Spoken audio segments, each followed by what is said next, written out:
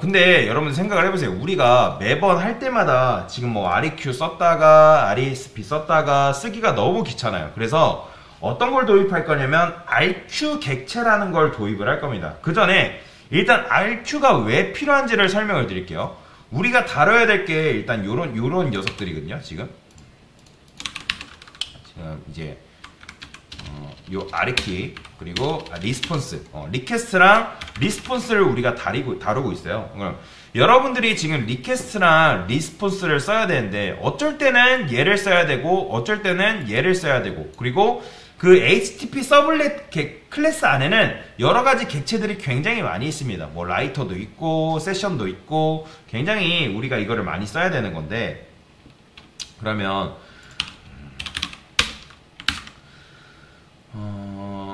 자, 이렇게 한번 해볼까요? 이렇게 있다 했을 때, 뭐, 여기는 요청 부분이라 할게요. 요청 부분이고, 얘는 응답이다. 응답. 그러면 이제 여기 안에 굉장히 뭔가가 많이 있단 말이에요. 이 안에 내용들이, 뭐, 요청 관련된 것들이 뭐 이런 식으로 들어있고, 응답 관련된 것들이 이런 식으로 들어있어요. 근데 이제 단순히 이렇게 보시면 돼요. 요청이 있고 응답 객체가 있어요. 그럼 내부에 뭔가 있다는 거예요. 그럼 이 사용법을 사실 여러분들이 다 알아야 되거든요.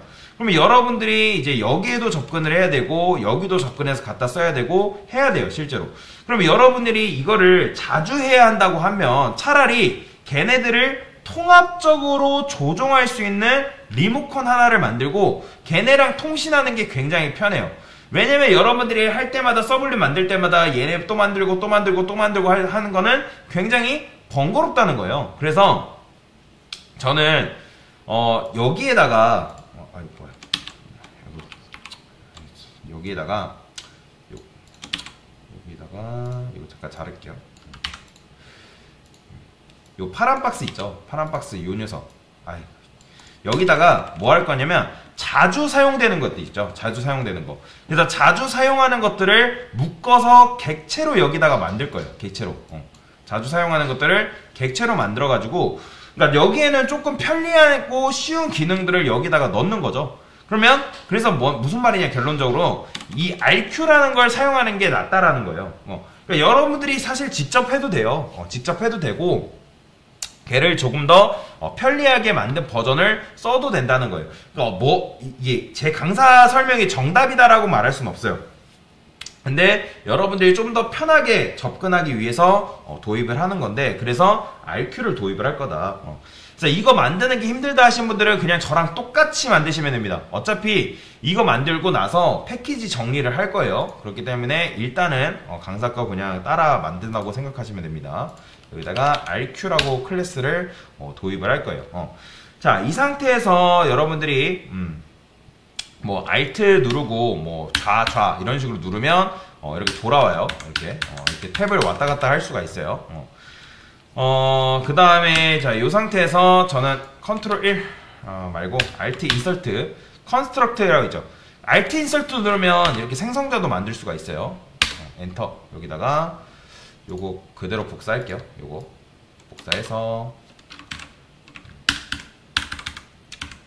이렇게 여기다 추가를 해줄 겁니다.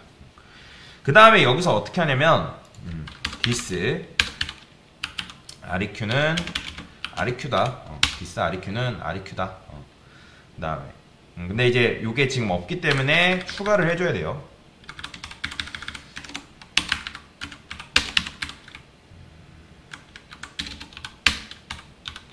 얘는 프라이베이트 파이널로 만들도록 하겠습니다.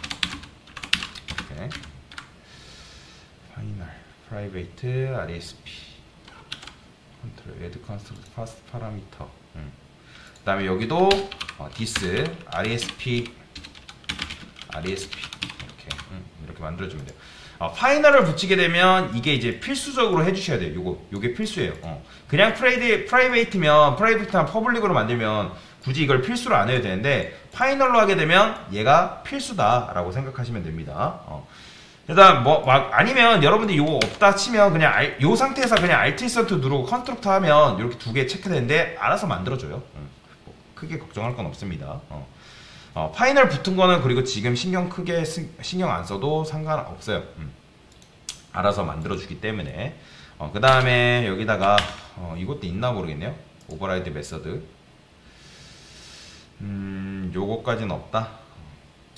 그러면 여기다가 이렇게 쓰겠습니다. public int get int 파람이라고 이제 만들 거예요.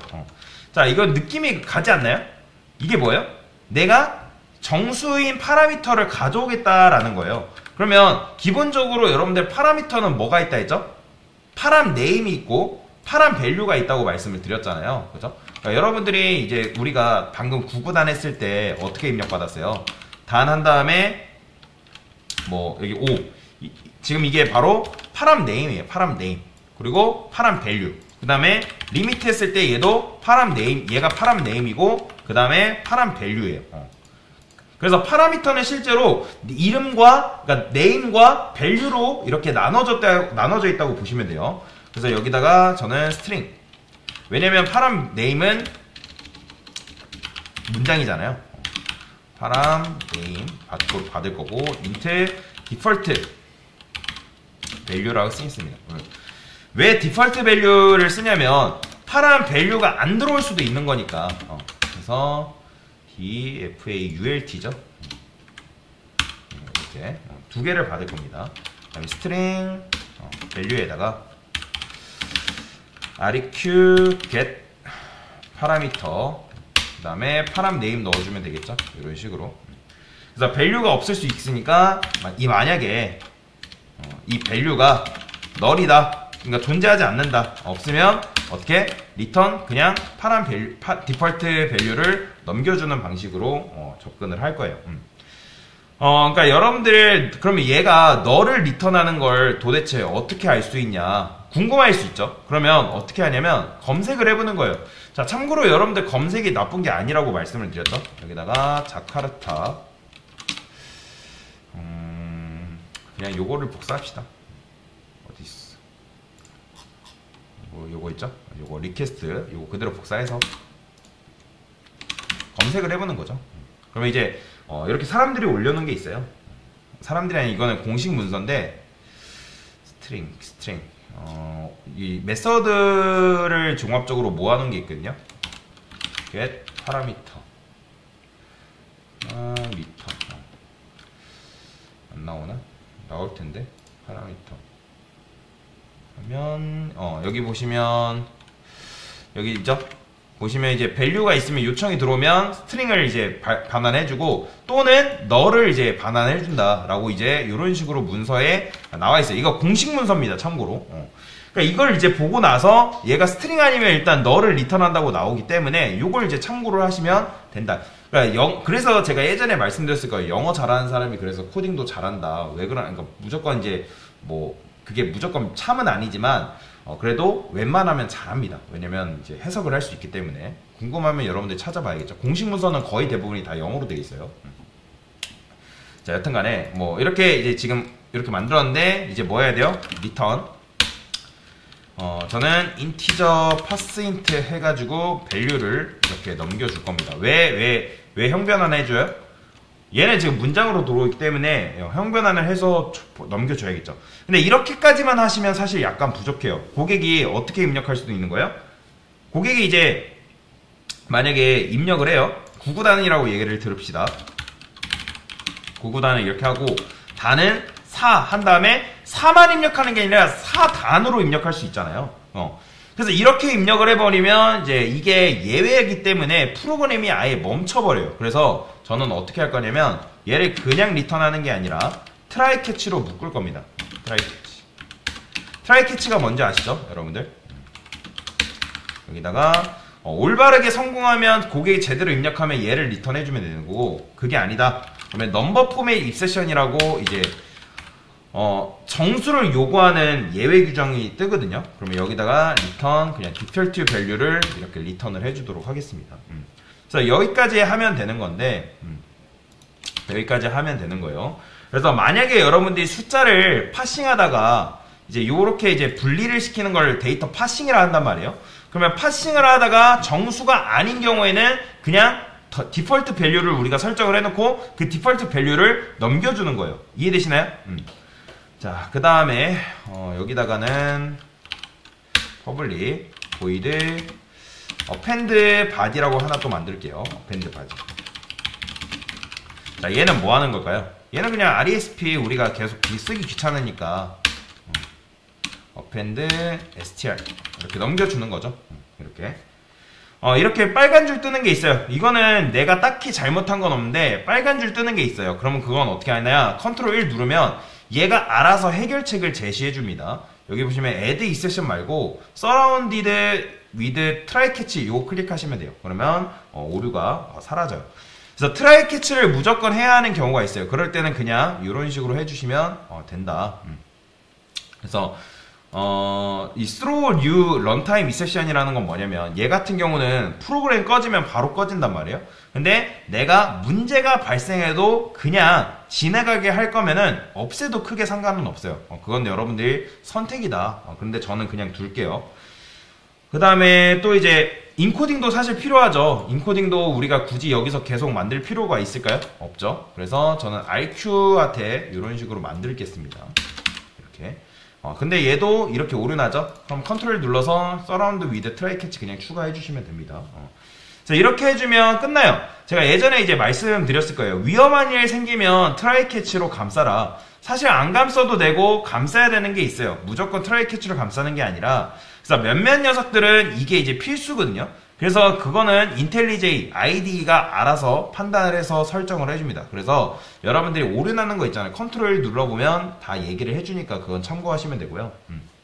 그래서 그러니까 위에 건 뭐냐면 결국에는 내가 이거를 이제 입력을 하면 이렇게 그냥 입력을 해주면 되고, 다시 만약에 여러분들이 컨트롤 했는데 요거 이제 add exception to method signature, 그러니까 요런 거 있어요. 요건 뭐냐면 뭐 사실 이것도 몰라도 크게 상관없는데 나는 조심 안 할 테니까 알아서 조심하라 그런 거거든요. 그런데 그거 말고 그냥 여러분들 트라이 캐치로 그냥 해주시면 됩니다.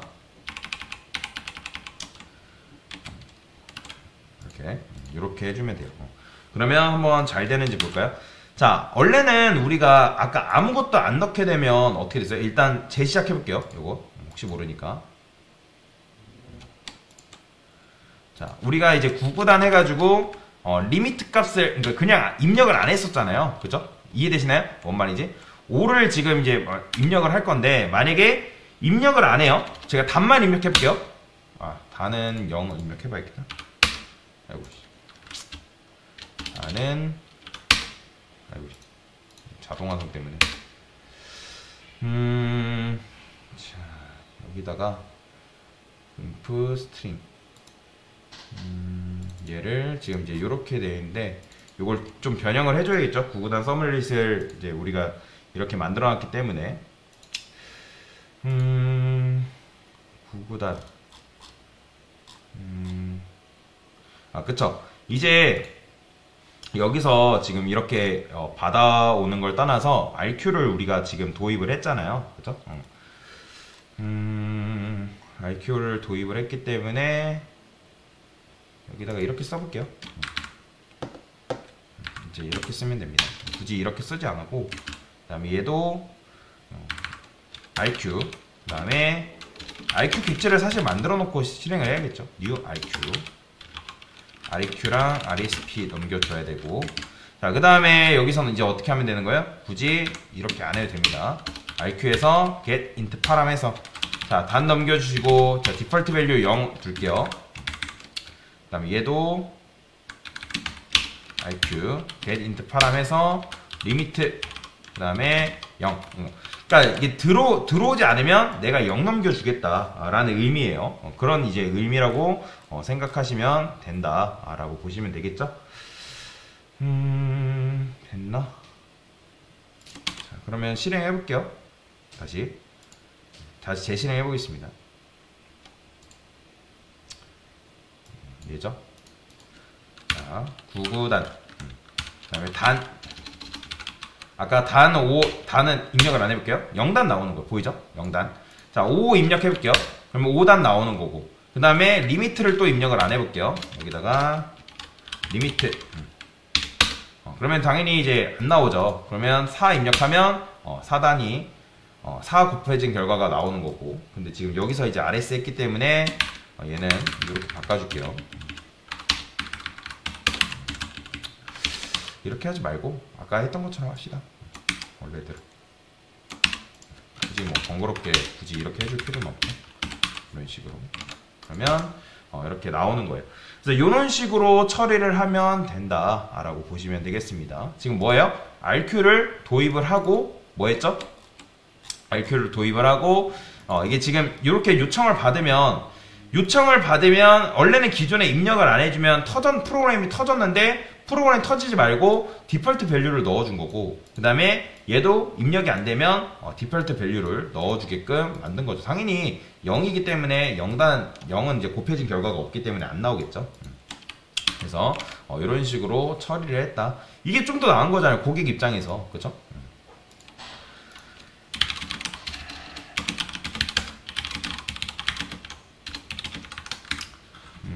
얘는 뭐라고 할까요? JSP에서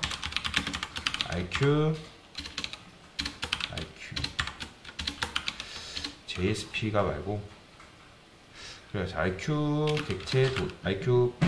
도입이라 할까요? RQ 도입.